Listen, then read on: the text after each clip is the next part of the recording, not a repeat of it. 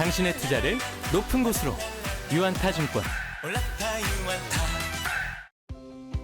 네, 안녕하십니까. 유안타증권 정인재 연구원입니다. 일단 제목은 이제 코스피 바닥 확인이 필요한 상황이란 내용입니다. 주로 기술적 분석 중심으로 좀 분석을 했고요. 일단 이제 첫 번째 섹션은 코스피가 이제 단기 과매도 국면이지만 바닥 확인이 필요하다 이런 내용이고, 이게 사실은 V자 패턴이에요. V자로 지난 8월부터 하락을 했다가 10월 달에 저점 찍고 1월까지 상승을 했고, 상승폭의 이제 61.8% 되돌림 수준이 2427포인트인데 최근 저점이 2429포인트 수준에 나왔습니다. 그래서 이제 상승폭이 한 61.8% 정도 되돌렸고, 또 이제 30일 이평선 기준으로 이격도가 95% 수준에 도달했습니다. 근데 이 정도면 단기로는 어느 정도 과매도 국면이고, 그런 상황에서 이제 반등도 충분히 가능한 상황이라 생각하고, 또 반등이 일부 좀 나오긴 했습니다. 그렇기는 한데 제가 생각할 때는 요 200일 이평선이 장기적으로는 되게 중요하거든요. 이번에 이제 조정받을 때 200일 이평선을 안 깨고 요 위에서 이렇게 주가가 등락을 했더라면 우리가 좀 쉽게 신고가를 경신하고 다시 추세로 복귀할 거다라는 얘기를 할 수가 있었는데, 지금 200일 이평선은 이제 이탈을 해버렸어요. 주봉으로도 60주 수렴된 이평선을 이탈을 한 상황이고, 그렇게 보면은 사실은 지금으로서는 추가적으로 또 조정이 진행될 가능성도 배제할 수는 없습니다. 그래서 일단 단기로 반등이 나온다 하더라도 추가 조정 가능성도 있는 상황이다라고 말씀드릴 수 있겠고, 그럼 어떻게 하면 시장이 좀 좋아질 수 있겠냐. 제가 생각할 때는 이 주봉상 이평선들이 쭉 수렴되는 과정이 있기 때문에 요걸 물고 이제 주가는 얼마든지 이렇게 좀 등락을 할 수 있습니다. 빠르게 좀 바닥을 잡고 상승으로 복귀하기 위해서는 일단 200일 이평선 위로 올라가야 돼요. 주가가 단기로 좀 빨리 반등을 해서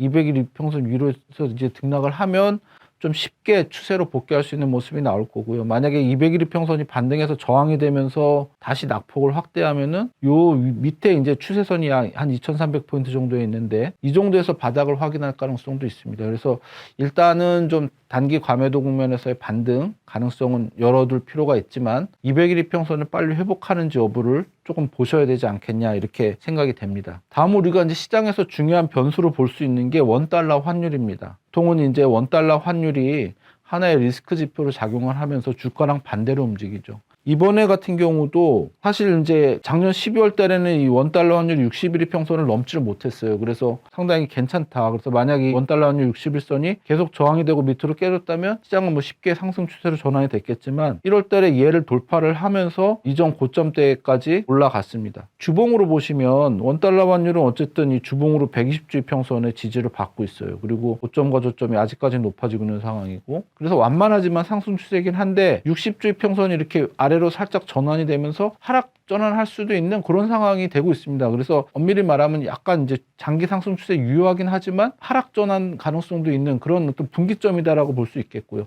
그런 와중에 지금 단기 반등이 일어난 겁니다. 최근에 이제 요 고점대가 1340원 수준인데 작년 10월을 제외하면 작년 고점대라고 볼 수 있겠고, 고점이 나올 여지도 있습니다만 이건 좀 확인이 필요한 상황이고, 만약 기존의 패턴대로 진행이 된다면 1360원에 작년 10월 고점, 그리고 1380원의 채널 상단선, 이 정도까지도 이제 열어놓을 수는 있습니다. 다만 이제 작년 10월 제외한 고점대 도달했기 때문에 좀 저항이 있을 수 있는 상황이다라는 점, 조정이 진행됐을 때 궁극적으로는 이 120주 이평선까지는 좀 주봉으로 이탈해야 된다, 이런 거를 좀 확인하실 필요가 있겠고, 지금으로서는 환율이 단기 고점일 가능성이 있지만 고점이 어디서 나올지 여부는 아직까지는 좀 확인할 수 없는 상황이고, 그 부분에 대한 확인도 좀 필요한 상황이다라고 첨언해서 말씀드릴 수 있겠습니다. 다음으로 이제 시장 변수 중에서 중요한 게 대외 여건 중에 해외 지수랑 그 다음에 미국 10년 만기 국채 금리를 들 수 있습니다. 보시는 것처럼 S&P 500 지수는 사실 2022년 고점대에 근접했습니다. 사실 지난 주말에 이미 S&P 500 지수가 올라가서 신고가를 경신했습니다. 그렇긴 하지만 나스닥 기준으로 보면 아직 전고점까지 또 폭이 남아있고, 또 이렇게 신고가를 경신하더라도 다시 또 이제 등락이 나올 수 있기 때문에 아직까지 안심할 수 있는 상황은 아니다. 그래서